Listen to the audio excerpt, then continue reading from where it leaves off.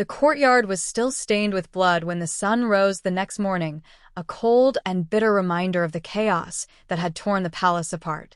Servants tiptoed across corridors that once echoed with simple morning routines, scrubbing floors, polishing brass bowls, carrying laundry baskets balanced on shoulders.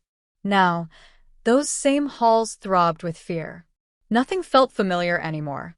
In every shadow, people imagined a guard's sword. In every echo, they heard the roar of a lion. And everywhere, they whispered about the truth they had all seen with their own eyes.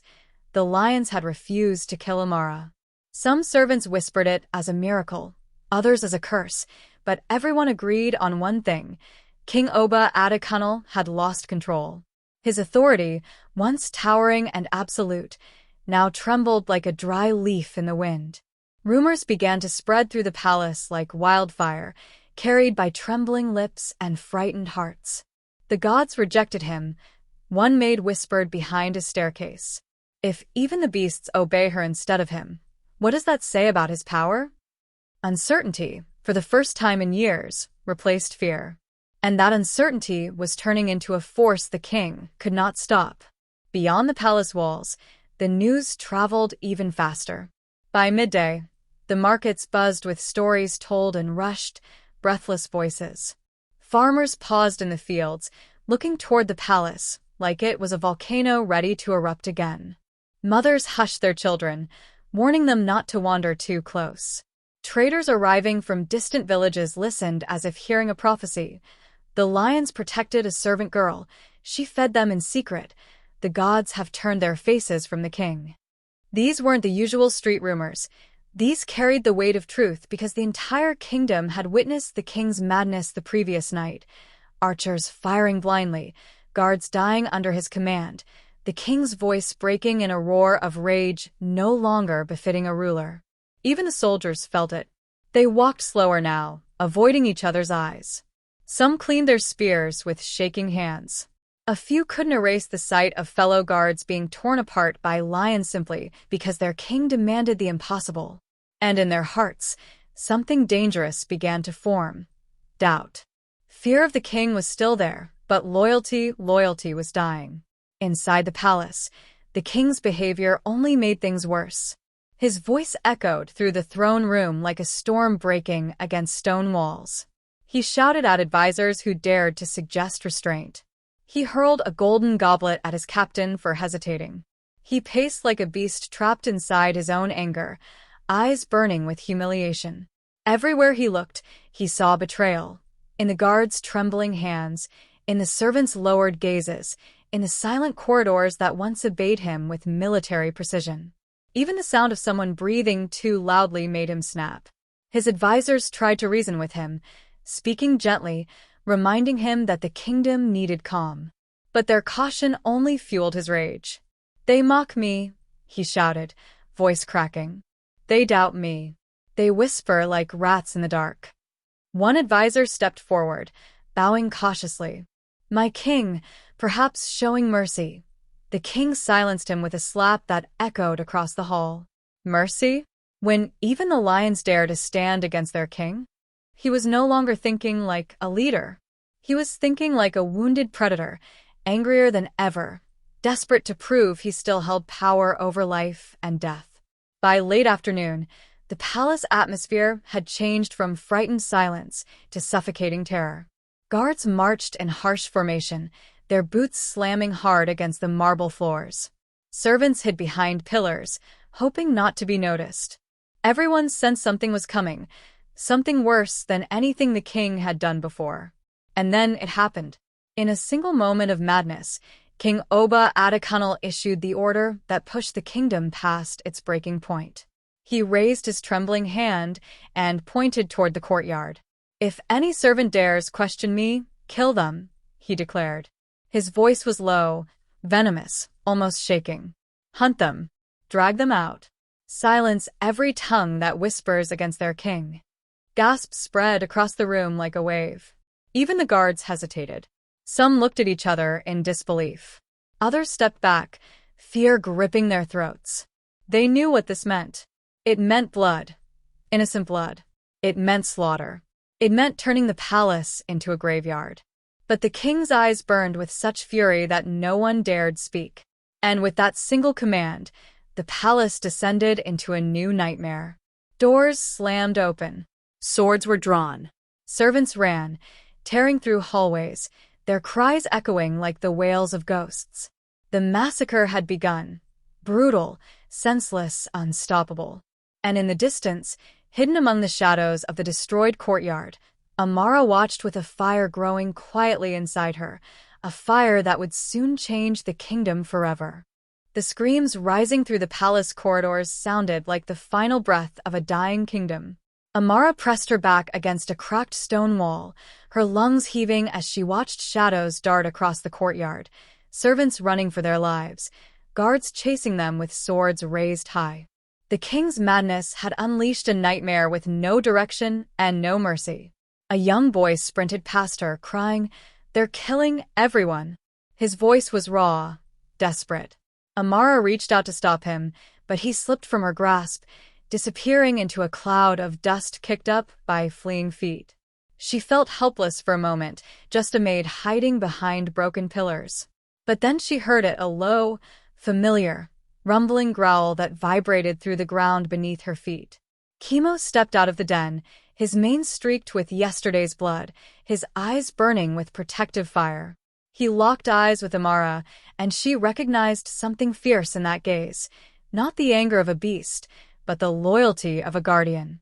Behind him, 2 other lions emerged, battered but alive.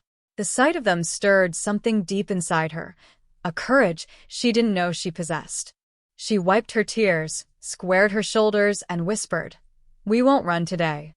Her voice trembled, but her resolve did not. As the slaughter deepened, Amara moved with careful urgency, searching for survivors. The palace that had once felt endless now seemed like a labyrinth built from fear and smoke. She found a group of servants hiding inside a storage chamber, an old man clutching his arm, a young girl too frightened to speak, a mother shielding her son with her body. When they saw Amara, their eyes widened. "Please help us," the mother whispered. Amara felt the weight of their fear crush against her chest. She wasn't trained for this. She had no weapon, no authority, no strength compared to the king's guards. But she had something they didn't. She knew the hidden corners of the palace better than anyone. She had spent years polishing floors no one else entered, sweeping storerooms forgotten by the royal family, memorizing side passages as if they were escape routes, even though she never imagined she would need them. "Follow me," she told them, voice steady despite her pounding heart. "Stay low. Stay close." She turned to Chemo, who stood at the entrance like a stone statue of war. "Guard us." He nodded, slow, powerful, then walked beside her as she took the servants into the shadows. Together, they slipped through a narrow crack in the wall, one of the palace's oldest forgotten passages. Behind them, the screams continued, echoing like a storm refusing to pass. The secret corridors were cold and tight, smelling of old dust and the memory of a time when kings built escape tunnels for themselves, not for those who served them. Amara moved quickly, guiding the group past broken ladders and collapsed beams. Every few steps, she paused to listen. Sometimes it was the distant roar of Chemo warning off guards. Sometimes it was boots stomping overhead, soldiers searching for victims. Sometimes it was the faint sobbing of children walking barefoot on stone floors. But Amara didn't let her fear show. She whispered instructions, calming words, promises she prayed she could keep. "Just a little farther, stay quiet. I won't let anything happen to you." As they reached the end of the passage, she lifted a loose wooden panel and peeked into the next hallway. Guards were dragging a screaming woman toward the courtyard. Amara's heart clenched, but before she could act, Chemo stepped forward, let out a monstrous roar, and launched himself into the hall. The guards barely had time to scream. The servants watched in shock as the lion tore through armor, sending bodies crashing against the walls. For a moment, the hallway was silent except for the dripping of blood. The mother behind Amara gasped, gripping her son tightly. Amara turned back to her, her voice low. "We're not escaping anymore. We're fighting back." Those words, spoken softly, ignited something in every servant present. Fear, yes, but also defiance. With each rescue, the group grew larger, maids with trembling hands, gardeners still holding their tools, cooks splattered with soot, elderly servants leaning on each other. What started as a handful of survivors had become a small army of the oppressed, guided by a girl nobody used to notice. The more people followed her, the more they began to believe in her. Some picked up fallen spears. Others grabbed shields torn from dead guards. A few even armed themselves with kitchen knives and broom handles. Their fear was still there, but something else was taking root beneath it. Anger. Years of being beaten for mistakes, shouted at for slowing down, punished for things they didn't do. All these memories rose like ghosts behind their eyes. And as they moved through the palace, gathering stragglers, they whispered to Amara, "We will stand with you." Even the palace staff, who once mocked her for being quiet and timid, now looked at her as if she carried the strength of the gods themselves. Chemo walked ahead of the group, blood on his claws, a living banner of rebellion. Every time guards appeared, the lions attacked with ferocity unmatched by any soldier. A quiet unity formed between humans and beasts, bound by the common desire to survive and to stop the king who had lost his soul. But the king's madness only grew as he realized the palace was slipping from his grasp. From the balcony above the courtyard, he watched servants being pulled to safety, guards being dragged into shadows, lions prowling through his once untouchable domain. His jaw clenched, his nails digging into the rail. "How dare they?" he hissed. "How dare they defy their king?" His advisors tried to warn him, speaking with trembling voices. "Your Majesty, the people, the guards, even some nobles, they are beginning to turn." But the king slammed his fist against the marble railing, cracking the stone. "Then I will break them all." He turned to the captain of the elite royal guard. "Prepare your men. Kill anyone you see. I want this rebellion crushed before sunset." The captain hesitated, swallowing. "But, my king, the lions, I do not fear beasts," the king screamed, face twisted with rage. "I fear disobedience." His voice echoed through the courtyard, cold and merciless. And so the palace descended into an even deeper chaos. The king's elite guards marched with brutal discipline, cutting down anyone in their path. Servants fought back with desperation, some dying before they even lifted their makeshift weapons. The air filled with the sound of roaring, clashing steel, shattering pottery, and the cries of men realizing they were no longer fighting a maid or a lion. They were fighting an uprising. In the shadows, Amara watched the growing destruction, her fists clenched. This was no longer just survival. This was justice. And she was ready to lead it. The courtyard had become a storm of dust, blood, and broken loyalty. Yet Amara felt something inside her harden with every step she took. She looked out from behind a shattered column as the king's elite guards marched forward, taller, stronger, armored in iron-plated vests painted with royal symbols. Their boots pounded the earth in synchronized thunder, a force meant to intimidate entire armies. But this time, they were met not with fear, only raw defiance.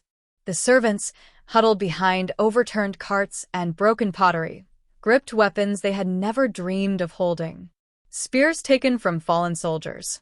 Shields pried out of dead hands. Old broom handles sharpened with kitchen knives. Their breaths came in sharp bursts. Their hands trembled. Some prayed quietly. Others clenched their teeth, remembering the years they were slapped, scolded, starved, or ignored. This was not who they used to be. But oppression had a strange way of shaping ordinary people into something extraordinary. And then the moment arrived. The elite guards raised their swords, stepping closer, prepared to cut down anyone who stood before them. Before the blade of the leading captain could drop, Chemo leapt from the shadows like a bolt of living lightning. His roar tore through the courtyard, shaking the air and freezing every soldier mid-stride. The servants gasped as the massive lion collided with the front line, sending armored bodies flying like scattered dolls. The rebellion had officially crossed the line of no return. What followed did not feel like a battle. It felt like the earth itself had cracked open and released every suppressed cry, every buried injustice, every silent hurt. The servants surged forward behind Chemo and the remaining lions. A gardener swung a broken rake handle at a guard's helmet. A cook smashed a clay bowl against a soldier's face. An old woman, who had scrubbed palace floors for 30 years, shielded 2 children behind her while kicking a fallen guard's weapon toward Amara. With each clash of metal and claws, something inside the kingdom shifted, an invisible weight lifting as the oppressed realized they were not powerless. Amara moved through the chaos with a strange clarity. Though her legs shook, her spirit stood taller than it ever had. She carried no sword, yet she held more influence than any weapon on the field. Servants looked to her for direction. Lions circled near her for protection. Even wounded fighters reached out a hand as she passed, whispering her name like a promise. She pushed aside fear and focused on the next step, the throne room. If the rebellion was going to survive, it had to end at the heart of the palace. She signaled to Chemo and pointed toward the massive doors carved with ivory lions that had once symbolized royal power. Now, they were the gates that stood between the people and the man who had tormented them for years. Chemo growled low, understanding her intent. The final confrontation was no longer a distant possibility. It was a destiny approaching with the weight of history behind it. Inside the palace, the king sat trembling on his throne, not from exhaustion, but from rage so intense it bordered on delusion. Sweat dripped down the sides of his face, making his royal beads stick to his skin. His advisors stood several feet behind him, afraid to speak, afraid to breathe. The distant roars of lions rattled the walls. The thunder of rebellion echoed through the floors. And for the first time since the day he wore the crown, King Oba Adekunle felt the bitter taste of fear clawing at his throat. Cowards, he spat at his advisors. Where are the rest of my soldiers? Silence answered him. No one dared say what they all knew. Half had fled from the palace in terror, many had been killed in the courtyard, and the remaining few were losing their will to fight. Call the noble families, he demanded. Summon every warrior in the kingdom. I am your king. I command it. His voice cracked at the end, and the sound echoed in the domed ceiling like a dying bird. An older advisor, shaking from head to toe, stepped forward. My king, the nobles have sealed their homes. They refuse to enter the palace, while the lions roam freely. The king's jaw clenched so hard a vein pulsed in his neck. Then they are traitors, he whispered, his voice low, venomous. If I survive this day, I will burn their estates to ash. He rose from the throne, gripping his ceremonial spear, the gold on its shaft glimmering despite the dim torchlight. They think they can turn against me, he hissed. Let them come. I will show them what fear means.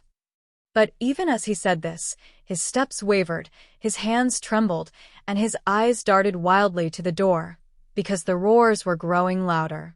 Closer. Unstoppable. The throne room doors shook violently, as if being punched by thunder itself. Dust rained from the ceiling. The advisors pressed themselves against the walls, some whispering prayers. The king's spear trembled slightly in his grip. The doors groaned again, boom, splitting at the hinges. A third strike, boom, and the carved ivory lions cracked down the middle. On the fourth, boom, the doors exploded inward, sending wooden shards skidding across the polished floor. Chemo entered first, massive shoulders brushing the broken frame, his mane wild, his eyes glowing like twin embers. Behind him poured the surviving servants, bloodied, bruised, bandaged, but unbroken.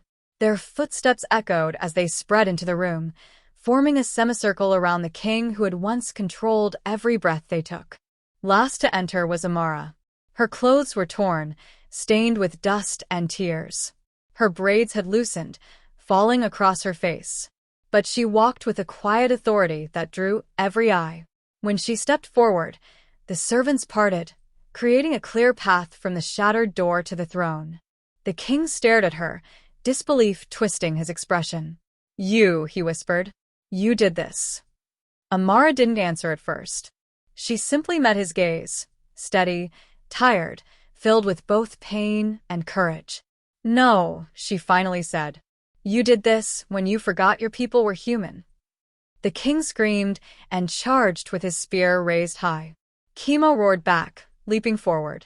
The throne room erupted into the final battle, steel clashing against claws, guards turning on the king, servants fighting for the future they had never dared imagine. And as the struggle raged, Amara stood facing the king, no longer a maid, no longer a victim. She was the voice of a kingdom finally ready to stand. Amara's footsteps echoed across the shattered marble floor as she advanced, every sound steady and unhurried, as if the chaos around her had slowed to make room for one truth. This confrontation could no longer be avoided. The king's trembling fingers hovered near the hilt of his jeweled sword, but Amara knew it was not bravery that guided him now. It was desperation, the last instinct of a predator who had finally realized he was no longer at the top of the food chain. Behind her, servants filled the doorway, bloodied, bruised, but unbroken. Their collective breath felt like a tide rising at her back, giving her a strength she never imagined she could possess. Chemo prowled to her left, his golden mane darkened with dried blood, his deep growl vibrating through the fractured throne room walls. The other lions, wounded yet unyielding, circled the king like shadows preparing to swallow the last flicker of a dying flame. Advisors hid behind toppled chairs, royal scribes clutched their ink-stained robes and prayed, and even the torches along the walls sputtered as if afraid to burn in the presence of what was unfolding. Amara's voice, when she finally spoke, was soft, but its softness carried the weight of thunder. "This ends now," she said, and the king flinched the way a guilty man flinches when he hears a truth spoken aloud.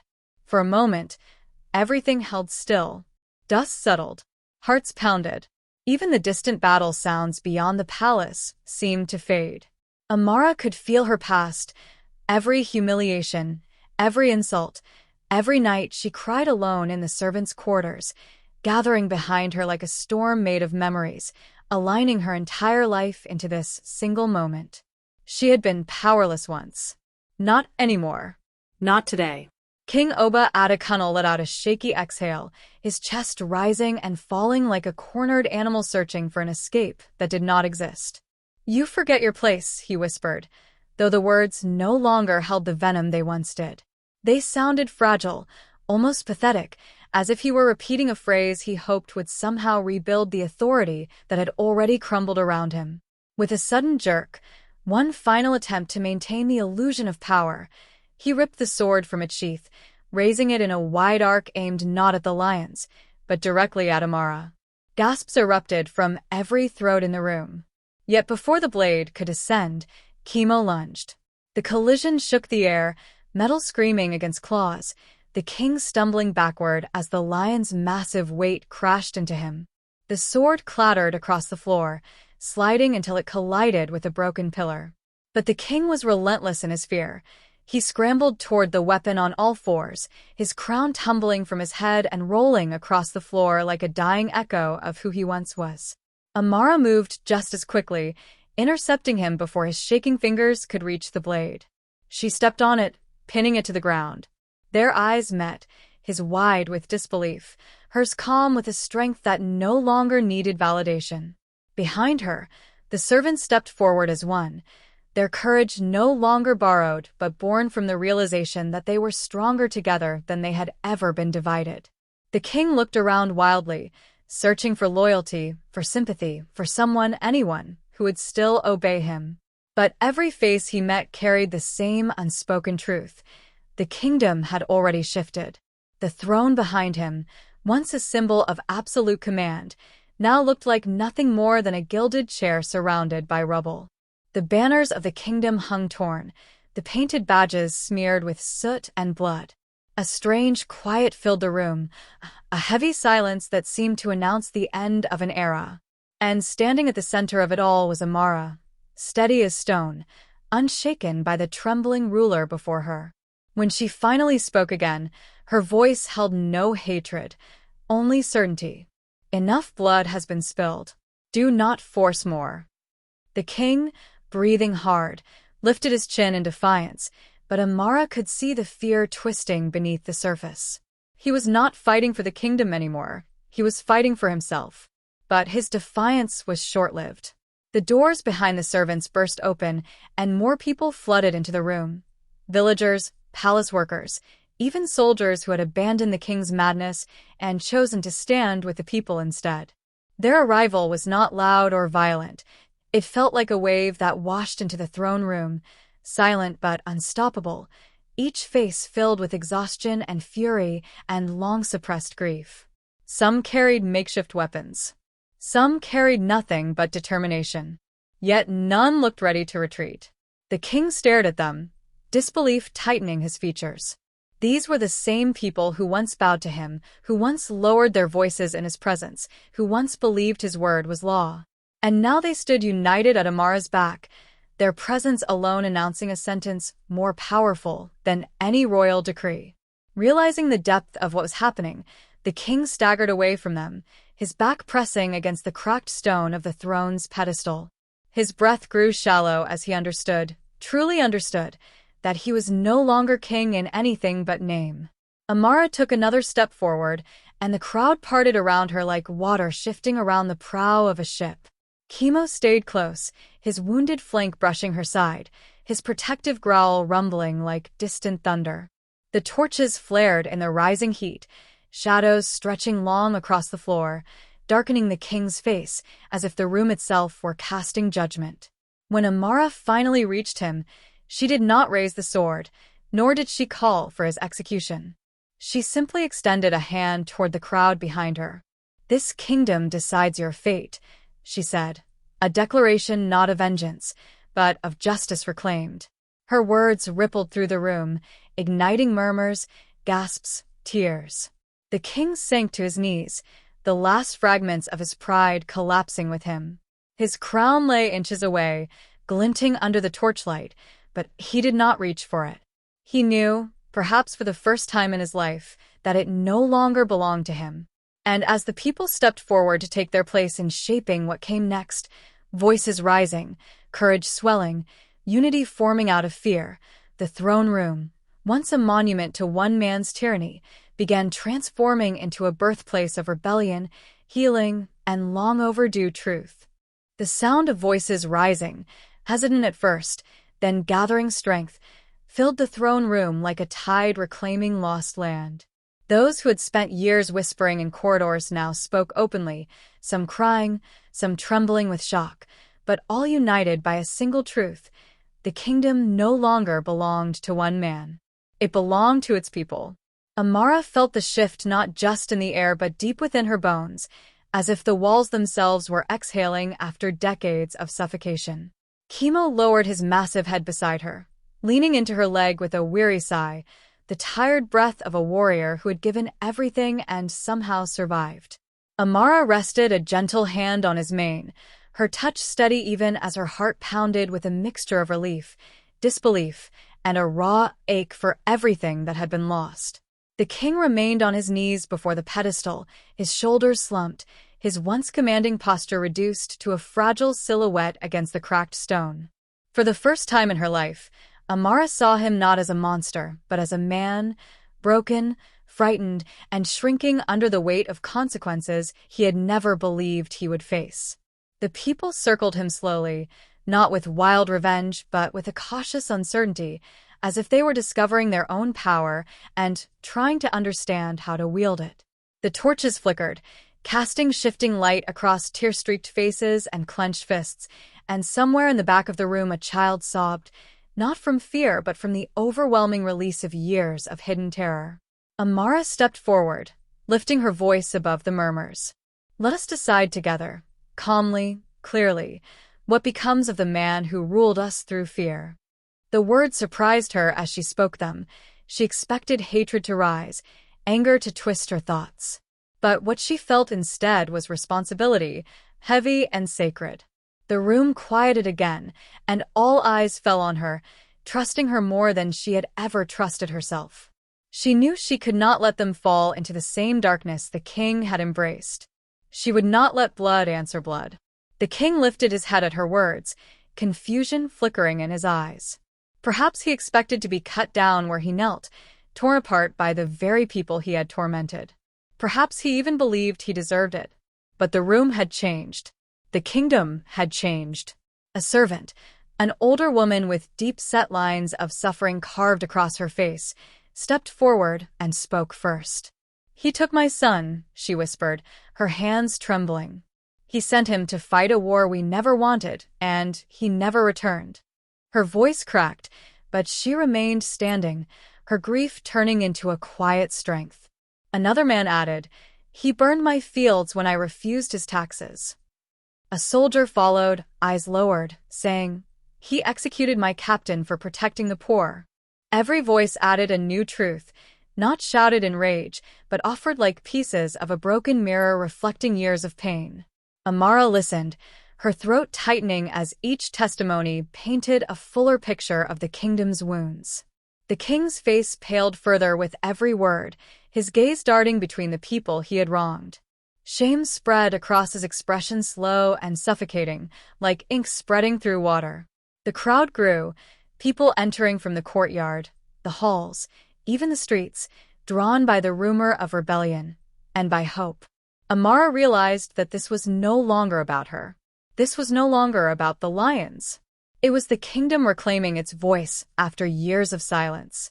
When silence finally fell again, it was thick with expectation. Amara asked softly, "What do we choose? Vengeance or justice?" The people exchanged looks, some fierce, some uncertain. Then, from the edge of the room, a voice called out, "We are not like him. Let him live, but let him live without power." Murmurs of agreement rippled through the hall. Another voice added, "Banish him. Let him walk the world with the weight of what he's done." The idea spread quickly, rising like dawn over a dark horizon. The king's trembling intensified, but he did not speak. He seemed too stunned, too defeated to protest.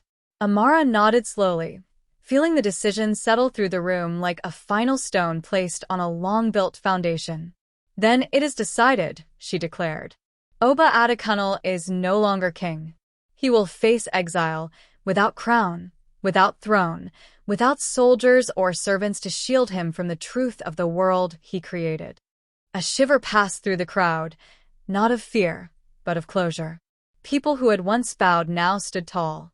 The throne room, still broken, still stained with battle, seemed to brighten with the collective exhale of hundreds of lungs releasing tension at once. Soldiers who had once served blindly stepped forward and removed their helmets, placing them on the ground as a sign of loyalty to the new order. Advisors quietly backed away from the king, understanding their allegiance had shifted with the turning tide. Amara stepped aside, and two unarmed servants, not warriors, not guards, but ordinary people, approached the fallen king to escort him toward the palace gates. He rose on unsteady legs, his expression hollow, his steps dragging across the floor where he had once marched like a god among mortals. The lions watched silently, their amber eyes unblinking, as if judging the man more deeply than any human could. When he reached the doorway, the king paused and glanced back at Amara. Something in his gaze, regret, fear, or perhaps recognition, flickered and then vanished. He turned away, stepping into a future shaped not by command but by consequence. Once he disappeared through the outer gates, a strange stillness settled over everything, one that felt not empty but quietly ripe with possibility. Amara turned to the people, her chest tightening as she realized their eyes still rested on her, not with expectation of rulership, but with gratitude, respect, and a hope she had never seen directed at herself. "We rebuild together," she said softly. "No more fear." Their response was not a cheer but something more meaningful, a shared nod, a shared breath, a shared understanding. Chemo nudged her side, his tail brushing the floor in a slow, weary sweep. She knelt beside him, pressing her forehead gently against his, whispering, "We did it." The great lion exhaled, closing his eyes in relief. Outside, dawn began spreading across the horizon, soft and golden, as if the sky itself were blessing the birth of a new era. The kingdom, Her kingdom, their kingdom, had survived the storm. And though the road ahead would be long, Amara knew one truth with absolute certainty. They would walk it together, not as rulers and subjects, but as a united people rising from the ruins towards something better, something brighter, something finally free.